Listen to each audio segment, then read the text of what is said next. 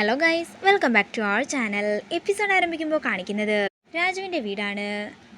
രാജുവിനെ ഋതിക തട്ടിയെടുത്തതാണെന്ന് പറഞ്ഞുകൊണ്ട് ഋതികയെ കുറ്റപ്പെടുത്തി സംസാരിക്കുകയാണ് രാധമ്മ. തുടർന്ന് രാധമ്മ അവിടെ നിന്ന് പോകുമ്പോൾ കരഞ്ഞുകൊണ്ട് നിൽക്കുന്ന ഋതികയാണ് കാണിക്കുന്നത്. പിന്നീട് കാണിക്കുന്നത് ഋതികയുടെ വീടാണ്. രാജുവിൻ്റെ വീട്ടിലേക്ക് അടുക്കള കാണൽ ചടങ്ങിനായി പോകുന്ന കാര്യത്തെക്കുറിച്ച് സംസാരിക്കുകയാണ് യാമിനിയും ശേഖരനും. ഞാൻ ഈ കാര്യം പറയണമെന്നോർത്തിരിക്കുകയായിരുന്നു. ഏട്ടൻ തന്നെ എന്താണെങ്കിലും പറയാനായി യാമിനി പറയുന്നു. പിന്നീട് കാണിക്കുന്നത് എല്ലാവരും ആഹാരം കഴിക്കാനായി ഇരിക്കുന്നതാണ്. അതേസമയം അടുക്കള കാണാൻ പോകുന്ന ചടങ്ങിനെക്കുറിച്ച് ശേഖരൻ പറയുമ്പോൾ ഞാനും അതേക്കുറിച്ച് ഓർത്തിരുന്നെന്നും ഇന്ന് പറയാമെന്ന് കരുതി ഇരിക്കുകയായിരുന്നെന്നും സരസ്വതി തമ്പുരാട്ടി പറയുന്നു. ചെറുക്കൻ്റെ വീട്ടിലേക്ക് ഓരോ വീട്ടു സാധനങ്ങളുമായിട്ട് പോകുന്ന ചടങ്ങല്ലേ ഇതെന്ന് പ്രതാപൻ ചോദിക്കുമ്പോൾ അതേന്ന് സരസ്വതി തമ്പുരാട്ടി പറയുന്നു. പക്ഷെ അവരൊക്കെ വലിയ അഭിമാനികളല്ലേ, അവർക്കതൊക്കെ ഇഷ്ടമാകുമോ എന്ന് പ്രതാപൻ ചോദിക്കുമ്പോൾ അവർക്ക് ഇഷ്ടമായാലും ഇല്ലെങ്കിലും ഇതൊക്കെ ആചാര്യന്മാരുണ്ടാക്കി വെച്ച ചടങ്ങാണെന്നും അത് നമ്മൾ അങ്ങനെ തന്നെ മുന്നോട്ടേക്ക് കൊണ്ടുപോകണമെന്നും തമ്പുരാട്ടി പറയുന്നു. അതേസമയം അംബിക പറയുകയാണ്, എനിക്ക് ഒരു കാര്യം പറയാനുണ്ടായിരുന്നു, ഞാൻ പറഞ്ഞോട്ടെ. അതെന്താ ചേച്ചി അങ്ങനെ പറയുന്നത്? അമ്മ കഴിഞ്ഞാൽ ഇവിടെ ചേച്ചിയല്ലേ അടുത്തത് മൂത്തത്, അതുകൊണ്ട് ചേച്ചിക്ക് അതിൻ്റെതായ സ്ഥാനവുമുണ്ടെന്ന് വർമ്മ പറയുന്നു.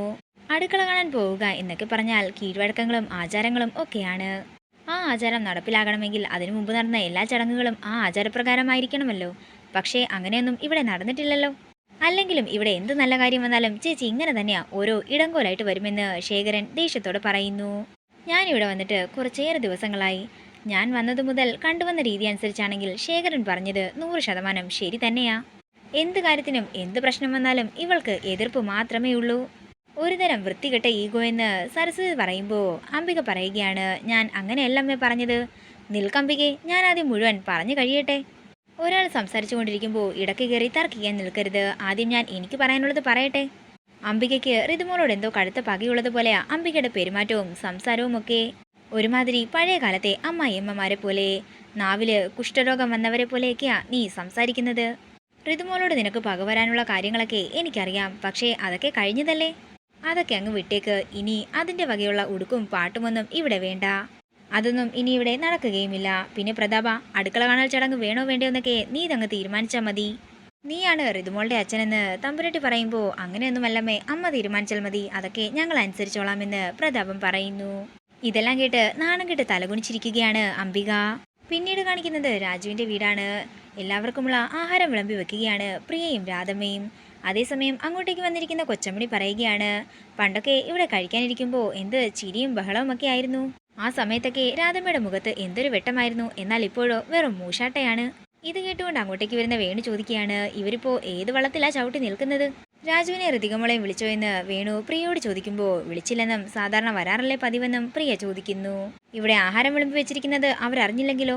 നീ പോയി വിളിക്കിടിയെന്ന് വേണു ദേഷ്യത്തോടെ പറയുമ്പോഴേക്കും അങ്ങോട്ടേക്ക് രാജു ഋതികയും കൂടി ചെല്ലുന്നു. തുടർന്ന് അവർ രണ്ടുപേരും ആഹാരം കഴിക്കാനായി ഇരിക്കുമ്പോൾ വിളമ്പി കൊടുക്കാനായി പ്രിയയോട് പറയുകയാണ് വേണു. വേണ്ട, ആരും വിളമ്പണ്ട, ആർക്കും ഒരു ബുദ്ധിമുട്ടാകണ്ട, ഞങ്ങൾ തന്നെ വിളമ്പി കഴിച്ചോളാമെന്ന് പറഞ്ഞ് രാജു ഋതികയ്ക്കും കൂടി ആഹാരം വിളമ്പി കൊടുക്കുന്നതാണ് കാണിക്കുന്നത്. പെറ്റുതള്ളയെ കണ്ണീര് കുടിപ്പിച്ച് ഏത് മഹാറാണി കിട്ടിയാലും അതൊന്നും നിലനിൽക്കാനേ പോകുന്നില്ല. ഇത് കേൾക്കുന്ന വേണു ദേഷ്യത്തോടെ പറയുകയാണ്, ഡാ ജയ, നിന്റെ തള്ളയെ നീ നിലക്കി നിർത്തിയില്ലെങ്കിലേ ഇവിടെ വലിയ പ്രശ്നം തന്നെയാകും ഉണ്ടാകാൻ പോകുന്നത്. ഇവരുടെ നാക്കെ ഒരു മൂർഖൻ പാമ്പ് തന്നെയാണ്. എപ്പോഴും ക്ഷമിക്കാൻ എനിക്ക് പറ്റിയെന്ന് വരില്ലെന്ന് ദേഷ്യത്തോടെ വേണു പറയുമ്പോൾ അവർ സത്യം പറയുമ്പോൾ നിങ്ങൾ എന്തിനാ ഇങ്ങനെ ചൂടാകുന്നതെന്ന് ദേഷ്യത്തോടെ ചോദിക്കുകയാണ് രാധമ്മ. രാധമ്മേ, നീ തീ കൊണ്ടാണ് കളിക്കുന്നത്. ഇവരെല്ലാം കളി കാണാൻ വന്ന വെറും കാണികൾ മാത്രമാണ്.